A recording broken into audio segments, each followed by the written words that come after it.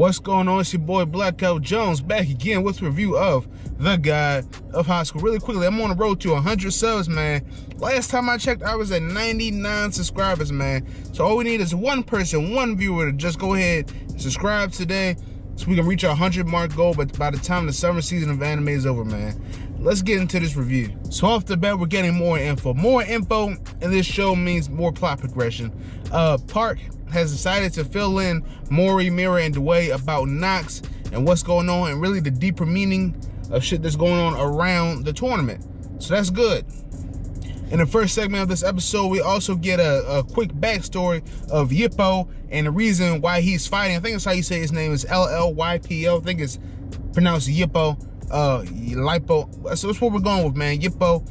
So his backstory about why he's going so hard, you know, why he wants to win the tournament and whatnot. So basically, his friend was injured in a fight by, looks like by Jeggle. He ends up breaking her leg. She can't walk for a while, and her, you know, her martial arts career is also in the air. So Yippo is fighting for his friend. Her name is Sung Yeon, not to be confused with Sunga. My pronunciation, excuse me. But yeah, so her leg is broken. She's in a wheelchair. You know, his wish is for her to be able to compete again in martial arts competitively. So that is his backstory. It was very well done. We got a little bit of his backstory last week, his connection to Mori and his father or grandfather. And now this wraps up pretty nice. That's probably the last bit of backstory we'll get from him, if not, you know, for a while, if not ever again, right? So, well done by them. I have to tell you guys, man, this episode was very, very, very good, man. It's really solid. You know, there was times during this season where I was like, man, this show might not be it, man. This show might be boo-boo for real. But this episode was, I'll say it was the best of the season, man. It was the best of the season. It was well produced, well timed, well paced. Everything was on point. There was a lot of things going on, but didn't feel like it was overwhelming, and it was all like timed perfectly. So good on them between, you know, the fight between Nox, between Mori's fight, between the backstories. Everything, you know, just seemed seamless, and, you know, shout out to them, man. They gotta celebrate them when they do right, man. They did it right today.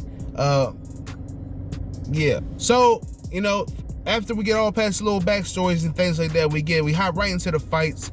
The first bout, well, it's you know, Mori's team against Yippo's team.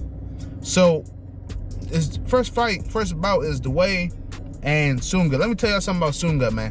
She is fucking yoked. She's definitely been drinking her, you know, egg yolk, fucking milkshake every day.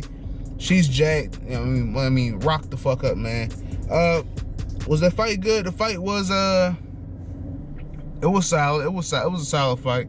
Wasn't nothing too crazy. Just, you know, it was typical to what we've seen this season, right?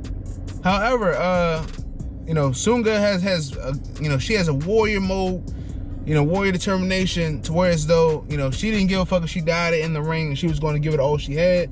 I don't know how many of you competed in sports, but I know particularly in football or some sports or anything that's, you know, anything, right? You don't give a fuck about what comes with it. If you like to skydive, you'll skydive. You don't care. There's a possibility of, like, you know, the parachute might not work. This is what you do, and if you die doing it, oh well, right? You know, some people, anyway. Well, football, if it was for me, you feel me?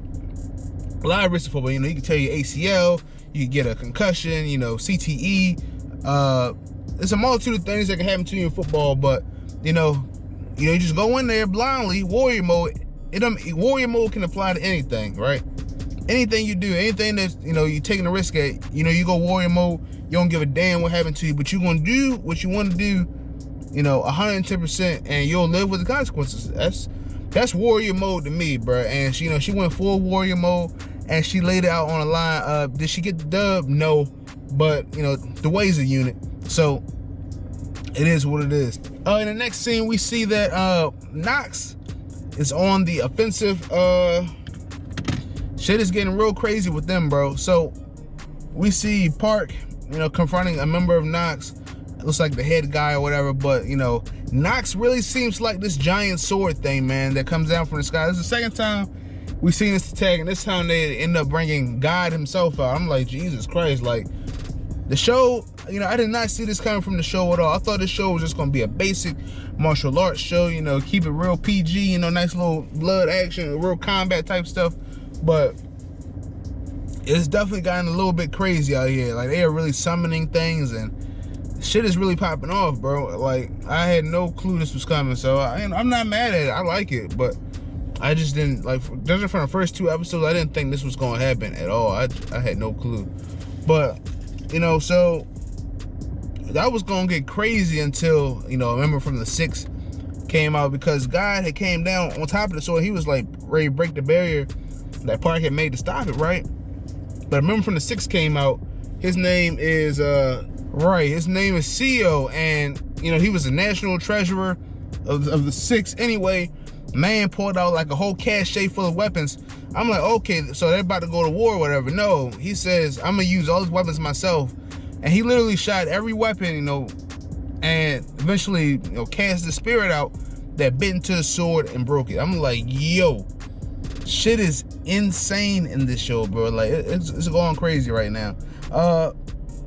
They got reined it in. They got bring some more focus to it, man. They give me a whole lot right now. They got really, I mean, I like it though, but they're giving me a whole lot. They really turned the fuck up right now. But the next tidbit I want to speak on, of course, is Mori's main bout with Yippo. So as they begin to fight, you know, they're talking with each other. You know, he's saying, yeah, you can't beat me right now. You ain't shit. He didn't say you ain't shit, but he's like, you can't beat me. You had 3 main weaknesses, and he told him his weaknesses. And then this is something that I didn't expect Mori to do. I'm like, damn, Mori done pulled out all the stops. You know, he tried his special techniques. He done brought out his chariot. How is he going to beat Yippo, right? But he ends up using techniques from his other, you know, his cohorts. Cohorts being people that he's, you know, he's working with at this time, Mirror. And the way he's using their styles. I'm like, damn, we didn't even see him train on that, but he's been watching the whole time and learning. So he might be one of those characters where though he can just watch you do something, and then he just adapts your style too. Like, so that might be his little calling card. But so, and we also learned that the reason that Yippo or Lippo, whatever his name is, was coaching Mori on this was because, you know, his grandfather had, you know, told him, this is my grandson. If you ever see him in life, make sure you teach him something, man. Of course, we know that he's indebted to you know, Mori's grandfather. He, you know, he's like has a tribute to him on his jacket, right? So obviously he was going to, you know, fulfill that. So he fucks with Mori, but that doesn't mean he's just going to lay down and you feel me? Yeah. The last part I want to get to in this episode was in the end. So Mori was putting that shit together, you know, he was working hard, you know, he ended up knocking him on his back, but it seems as though Yippo has gone to a different mode. He went to a transient state. He was like, he got, you know, I think this was another chariot, it looks like, or something totally different. I'm not sure, but it was like a total transformation because, you know, Park and the other dude from Nox felt it also. And he said this power has awoken and his GP went to -1. I'm not sure what the GP is. I forgot.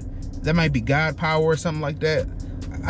I don't know. But that went to -1. Next thing you know, you see like a 9-tailed fox, shout out to Naruto, like a 9-tailed fox goes over there to him, and like he ends up, you know, gets woken up, like he got summoned, like he gets possessed by it. And, you know, now he has like two like cat ears on his head and stuff like that. So he went into a new mode.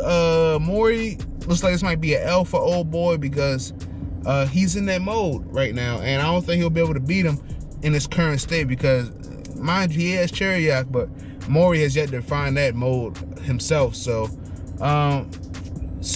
best episode of the season from The God of High School. They are doing a damn good job now. Sadly, they only have a few more episodes left to go, so hopefully we get, you know, hopefully these last 3 are good, because I do want to see this. I do want to see a season 2. Say that 5 times. I do want to see a season 2. Anyway, I want to see season 2 of this show. They're making great headway. It's your boy Blackout Jones. Stay corona free, stay sucker free. Have a blessed day. Peace.